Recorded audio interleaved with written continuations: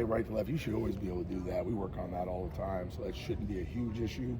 But switching positions, that's a whole nother playbook, right? So you still should know, you know what the offense is, but there's different techniques involved, there's different calls involved, there's different things you react to. So definitely switching positions can be difficult. For Booker to go to left tackle, never playing that in a game, and do it in 1 week's preparation, even though he got reps at it over the spring, I thought he did an amazing job. Can you speak more about Tyler Booker and just what he's brought to the offensive line?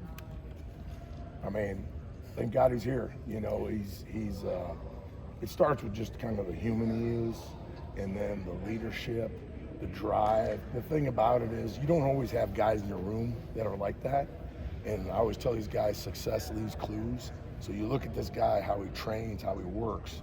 Like, there's no excuse for anybody in a room to not understand what it takes. So it's huge to have that. And just the versatility he has. He can play all 5 spots on the line, and he creates great leadership. He will challenge them when they need to be challenged, and he's usually on point, and they respect him because they know who he is and what he's about. Does he remind you of any former player that you've had, or is he a unique case? There's only been a couple in all my years that have probably been as good a player and as good a leader as he is. I've had some really good players, a little more quiet. You've had some guys that maybe weren't quite as good a players in, but were really good leaders. He's kind of the whole package. I hope he doesn't read this because I still got to coach him for the rest of the season. But and I still stay on him, and that's the thing about him. He wants you to challenge him. So he's just a special kid. In your experience, him kicking out to left tackle, how impressive was that? It's really impressive. There's not a lot of guards or interior guys that can do that, right? And then to do it in a short week and be ready to go and still be able to play guard, it's impressive. He did a great job, man. It was huge to have that. We were pretty thin, and so for him to be able to step up and do it was big for us. And Coach, speaking on your unit, the offensive line as a whole, how do you just challenge them? How do they challenge themselves just to win the battle of the trenches this week? That's going to be important going on the road with that noise and everything. And win the trenches, that you just have to do that to win games, period. So how does your group do that? Well, there's no question. It always starts up front. And then when you're in a hostile territory, when you can dominate up front, then it kind of quiets everybody down. And, it's not like they're going to work harder or something this week. It's the standard we have, right? And so I've never had major issues with their work ethic and want to.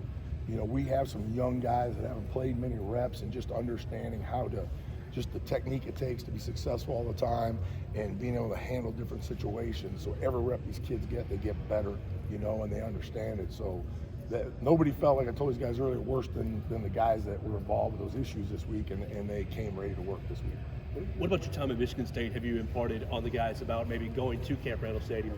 What's crazy, my whole time there, I never went there. Oh. I played them at our place, because we were in the East, and you only played 1 or 2 West teams a year, so I never got a chance to go there. So I'm looking forward to it as well. I heard it's a tremendous place to play, and there's great places and atmospheres in other schools, and some of the Big Ten schools, and even the ACC schools, and the Pac-12. You go up to Oregon and Washington; those are all hostile territories. So I've been through a lot of them, but this will be a new one for me, and I know the guys are.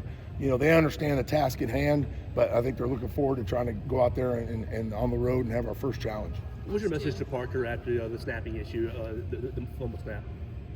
Well, I'm not putting that all on Parker. That's for sure. There were some communication issues. Got rushed, so we'll share the blame. And obviously, it's catastrophic to have a fumble snap anytime. But down there, obviously, that's no. I don't need to say anything, right? Everybody understands what that means. So, and we work it every day, and we'll continue to work it every day. And again, it's making sure everybody's on the same page and doing the right thing. Last question. When you watch the film, just what's the biggest takeaway from this past game that you want to see the guys clean up? Well, obviously, the penalties were called are an issue. And so why did those happen? Other than me just yelling at them, that doesn't help. How do we fix it, right? Was it because you didn't use the right technique? Was it because you weren't on the right track? Was it because you were playing high and out of position and you lost a guy? All the things that come with that, that's what it was about. Just continuing to fix it. What happens is you continue to tell these guys if there's mistakes on a practice field, it's not magnified till it happens in a game in front of the national audience, everybody in the world to see, right? So we got to get to where we understand how we got to fix things now and not wait till it happens and it costs us. And so that was a pretty good slap in the face for us right there to get it going. Thanks, Coach.